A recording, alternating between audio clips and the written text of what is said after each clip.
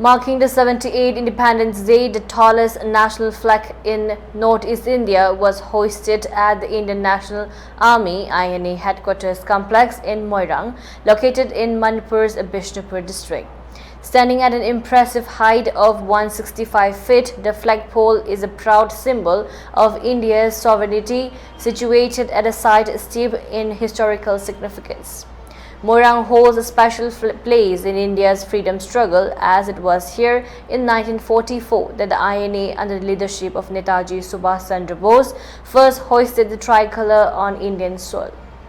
Speaking on the occasion, Chief Minister N. Biren Singh said the unfurling of the tricolor flag at the historic INA headquarters is a moment of immense pride for our nation. This site is a living reminder of the sacrifices made by our freedom fighters.